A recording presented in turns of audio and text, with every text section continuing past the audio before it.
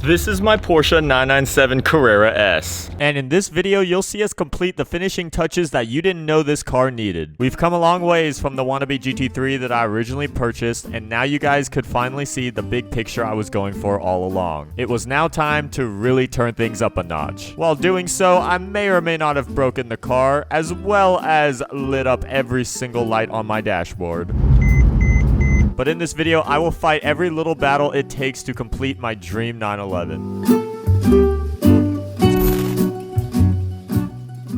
Welcome back to another video working on the lovely 997, which is coming together really phenomenally. We recently did exhausts, then we tackled a lot of the exterior with coilovers and the work wheels. But we're coming back inside because previously on the interior, it was silver with red, a lot of stuff going on. We also upgraded the head unit, got rid of the 997 telephone that they have on there. But one thing that is crucial that I always want to do ever since I saw this on a 997 SEMA build is do a 991.2 upgraded wheel. This is actually a nice 997 wheel. There are worse looking ones that have all the like options and stuff on them. This is the bare bones one, which is good, but we're gonna make it better. In this lovely box here, I have the steering wheel. Whoa. I'll admit, I've already kind of torn it apart because, you know, I was a little excited.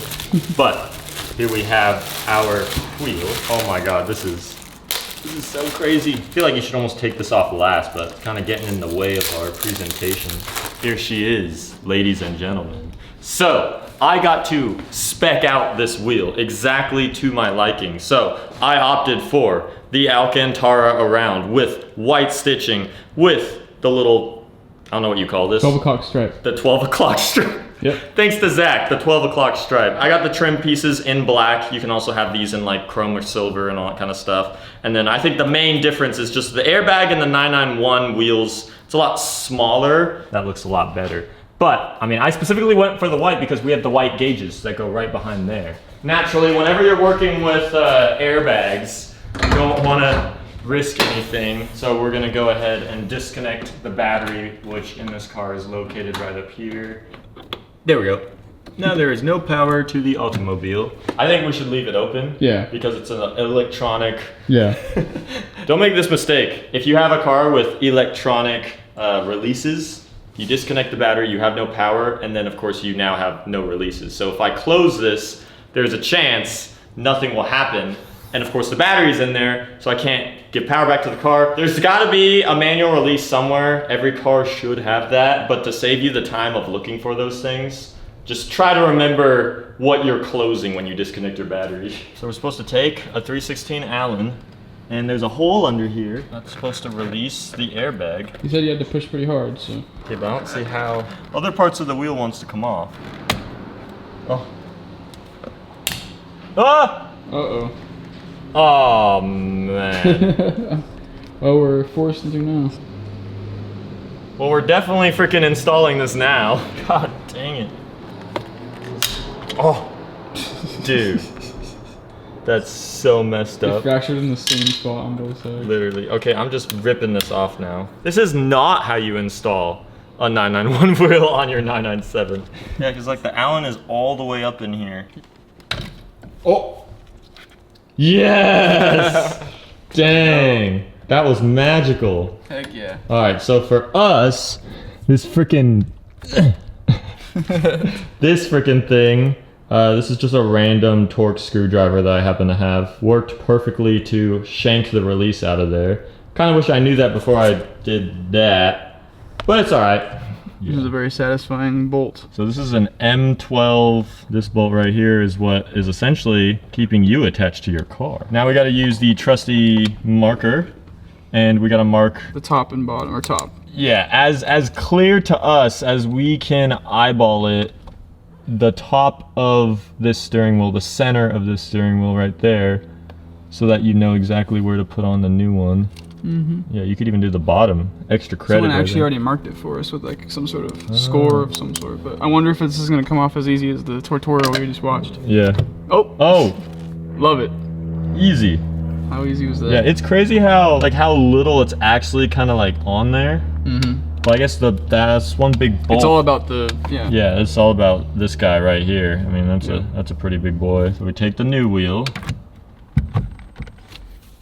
Then we could, put that bolt in next.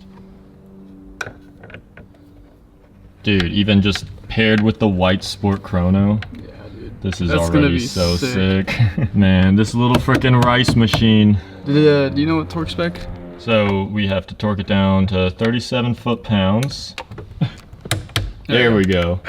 So that's probably more than necessary just because this only goes down to 50, but I went all the way down to the lowest I can, so hopefully it's less than 50. Oh, that was satisfying. Nice. That is sick. You know, I wonder if the horn's gonna work. That's what I'm actually most curious about. In the past, I've installed wheels and the horn has not worked. So that's my guess, but we'll see. I'm praying that there's not much travel. Let's go! Dude, wait, do that one more time. Listen to this little thing. That doesn't sound right, man. If you guys know my fleet, every single car I buy tends to have a really dinky horn. This is one of them. The Raptor is probably the worst just because of how freaking gargantuan and menacing it comes off as, and then it just has this tiny little freaking car toot. And then the Mercy as well, it has kind of a vintage like 2000s just Maybe one of these days I'll just make up for all of it and then put train horns on something. Yeah. This is the best Porsche wheel right here. Yeah. Look like there's nothing more you need. No buttons, no nothing. You could show me this image, this view right here, and at first glance, I wouldn't realize that this is a 2007 interior that I'm looking at. Nice. No airbag light? No way. No way. How is that even possible? I had an airbag light show up because this right down here, this center console, obviously we disconnected it to get it painted black and then reconnected it, and when you reconnect the passenger airbag thingy bob right here, it brings up an airbag light. I went to a Porsche dealership for a guy to code that out because only Porsche has access to coding out the airbag light, and then we literally removed the old airbag and put in a different one, and it's not there. That is, I could have never predicted that. So no more trips to Porsche for me, hopefully. It is so strange. We have Alcantara in between our hands now, connecting us to the car. It's a confusing sensation when you just see such a newer wheel in this older machine now. It makes me want to do the shifter upgrade. All the GT3 shifters for the 997s are Alcantara. That would go with the wheel. We just stalled.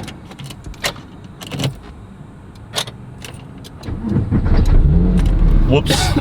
That was weird. I felt like I actually had like marginal amounts of power. I guess we're still learning this car.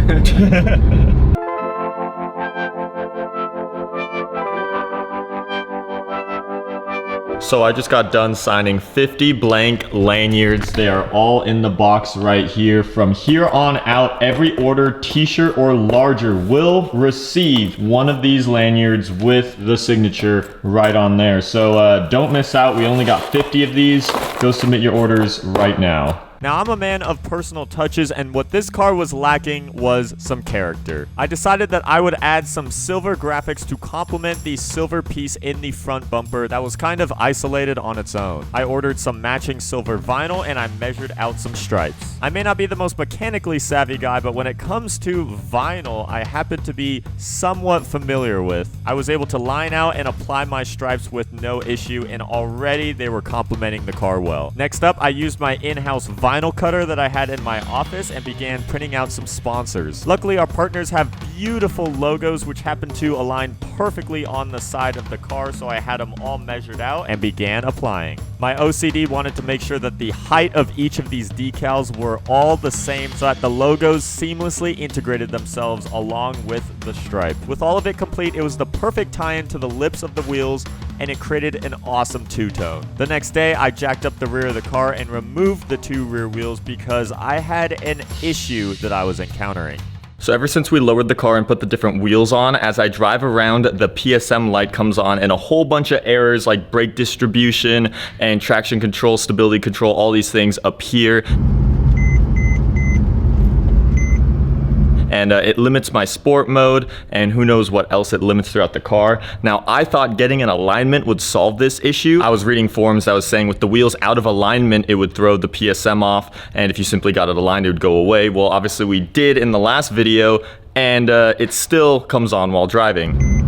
What ended up being the actual cause? Well, it was the rear tires. These specifically. Now, when I first mounted these, I honestly was shocked by how beefier the rear looked. It kind of gave the car a big hot rod stance with a lot more rake. The tire is almost too meaty back here, even though there's no such thing. It turns out that even though this car specifically is rear wheel drive, it's not a 4S, it's a 2S, that if your tire sizes, your diameters, the ratios, if they're too far off from each other, then it'll throw off the PSM. The rotational difference that this car needs to be within for it to not be upset is around 4.5 to 5. And with the tire setup that I was running, the rotational difference was like 6.5. So we needed to get different tires. Now, I just wanted to point this out because this was particularly funny, because I literally outed myself in the last video when getting this setup that I legitimately just copied someone else that had a Meister setup on a 997 Carrera S. In the video, the specs are captioned out on screen, and that is exactly what I copied. But the funny thing is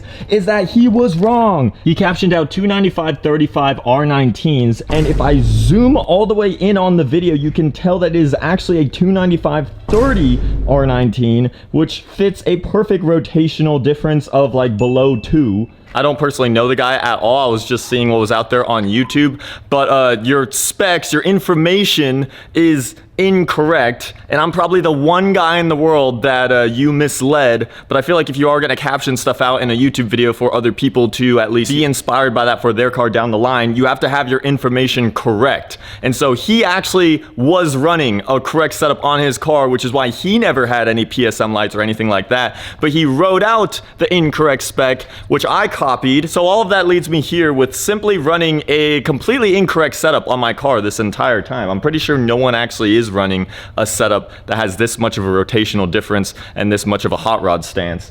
And so thankfully, the homies at Nitto were able to send me another pair of tires. And so what we're gonna go with is 305/30 R19s, and so it's actually going to be wider than what we have here, but the sidewall is a lot more narrow. This is a 35 sidewall, this is a 30. I did the tire calculator measurements, and this should get the difference down into like around 3, or if not below 3, definitely under 5, and that's all that really should matter. I mean, I'm crossing my fingers here.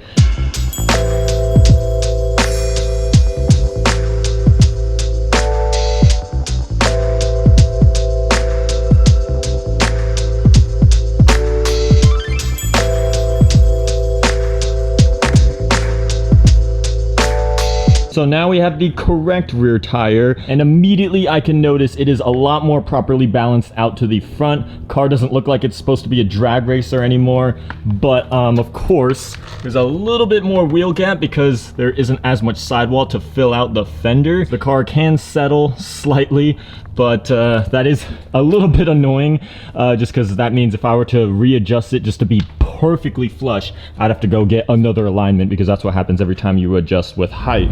There's nothing yet. I'm crossing my fingers for the best of luck. It's not a satisfying process. You're waiting for something to happen, and you don't want it to happen. So if nothing happens, it's good, but it's never satisfying if nothing happens, because you're just kind of endlessly waiting. Well, I can happily say she survived the test drive, no error codes, and if I could educate you guys on anything learned from this lesson, always use a tire calculator. If it matters, if your car is all-wheel drive or a rear-wheel drive Porsche, make sure that your tire ratios, your diameters, are not too far off from each other, because sometimes, I guess it matters. Now, if any of you watching hyperfocus on small details, you might have noticed the swirls that are in my paint. And if you could notice any swirls from video alone, that's a sign saying that it's pretty bad. I dedicated an entire day to working in the hot 100-degree garage here in the end of Arizona summer to fully buff and polish and correct the paint on the 997. This is by pure definition a labor of love, and as torturous as I want to say the experience was, it was pretty satisfying, and the results were absolutely phenomenal. Take a look here.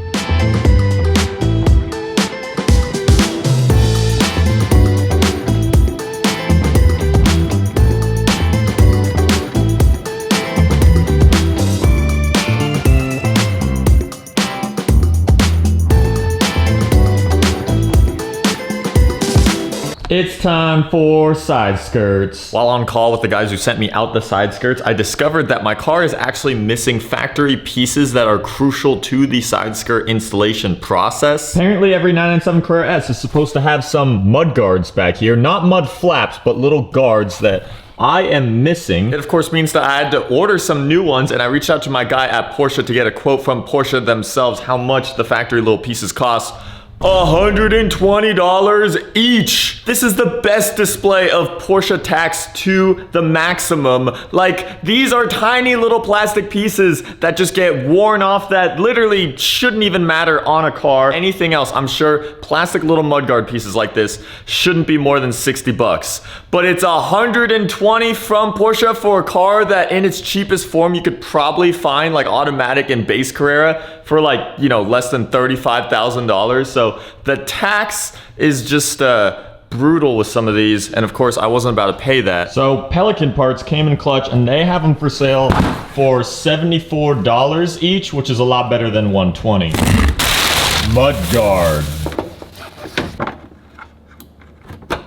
With the ridiculously overpriced mudguards installed, we can now move on to the main course. Thanks to the lovely 997.2 GT3 front bumper that this car came with, it never lacked aggression in the front from the start. However, I'm a man of balance, and when you have a lot of aero going on up here, it is only fitting that you complement that with some aero along the sides, and we definitely do got to add a little bit more going on to the back, because yes, we are not going to be going the center exit route, which would allow us to have the GT3 rear bumper. Instead, I already cemented my 5-speed Dream exhaust, and with that, they are dual-sided exits, so we're going to be sticking with this rear bumper for now, and we have something to add on to this as well. I have indeed been very, very fortunate that all of my Dream parts have agreed to be sponsors for this car, such as Bilstein, Fabspeed, and more. And that has once again continued with the complementing aero. They are a much smaller company known as EMC2, but they do in fact make the Dream side skirts and rear valence pieces for the 997.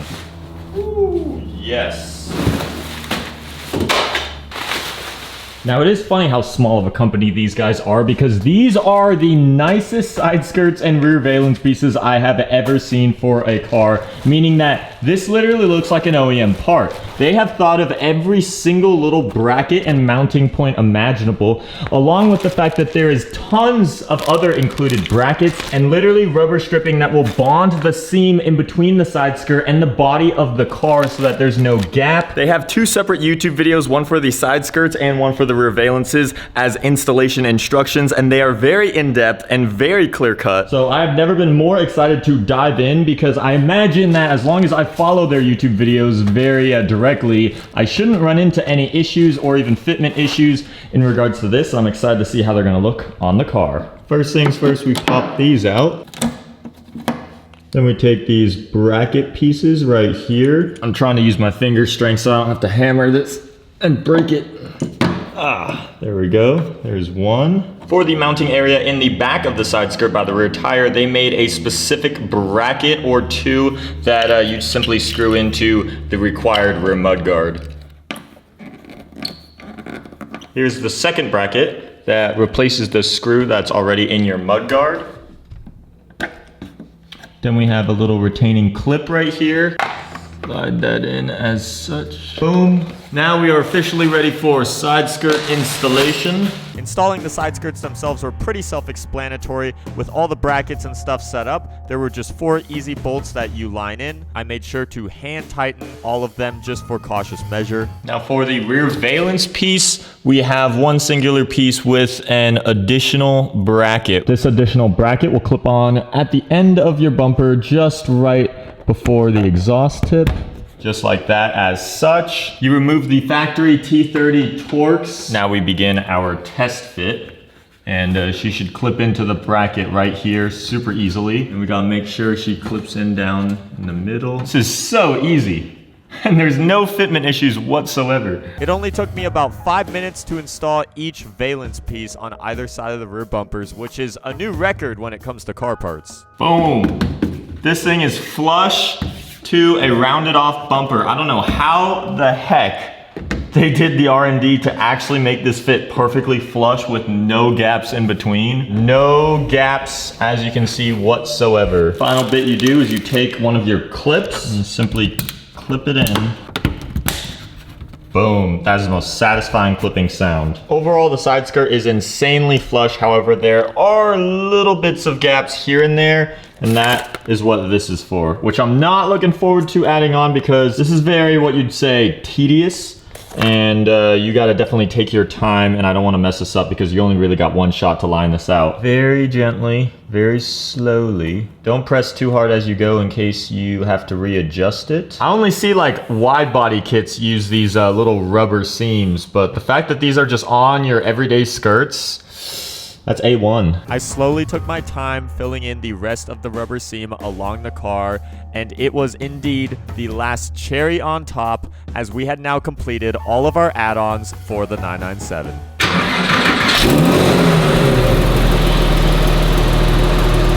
So at last, with the cherry on top, you have your GT3 lip down here, carried into the EMC2 side skirts. Look at that. Perfect balance. It's even a coincidence that they both happen to be a satin / matte black texture. And staring at it from the side profile, the front lip ever so slightly still hangs down lower, which I think is good. That's a good thing. It's always better to have a little bit more front overhang than your middle. But if your side skirts hang down lower than the front, that's a huge problem. That annoys me a lot. That is just inverted balance right there. And then, of course, the rear would have definitely been way too bare with the factory Carrera bumper. So now, look at that. It's all sharp with a little tuxedo. It's got some nice valences back here to spiffy it up. It works out that the car still is black. You guys are able to get a good visual of what we added on. However, that may change down the line. So now at the very end of this video, this brings us to the last question that I'm sure people have been wondering. What is next from here? I would call this the completion of phase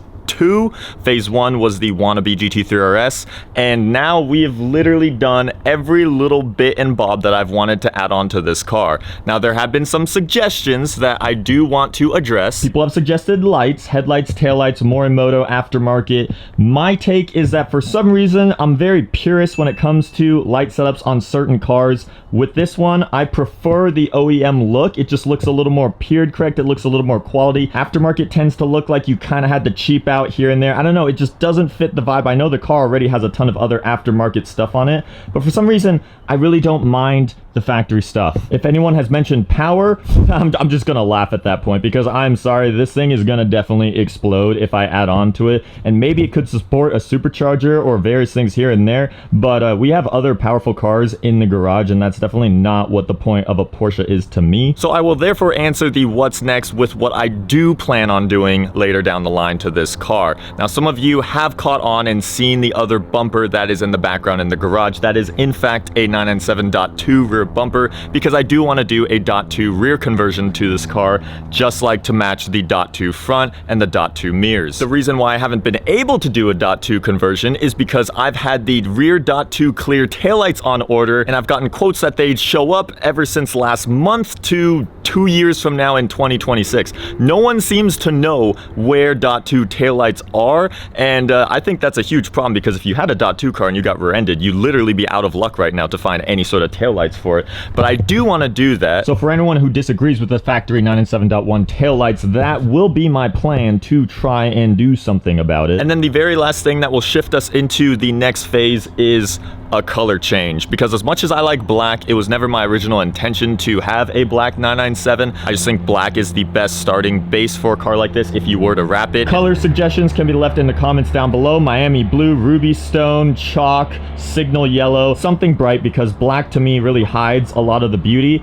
and kind of only allows this car to look great in person, but on camera, I don't know. I feel like this just doesn't cut it. But for now, this is phase 2. We're gonna rock with it. It gives off really good mafia stance vibes. So a lot has been done and a lot has been complete, and I'm just gonna enjoy the car as is right now for a decent amount of time, but hopefully there shall be more coming. So as always, thank you guys so much for watching this video. Subscribe if you haven't checked out my Instagram, other socials, and this is gonna be JackUltraMotive signing this video off.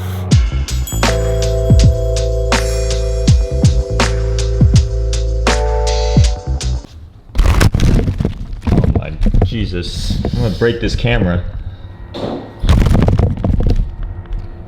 I'm gonna destroy this camera.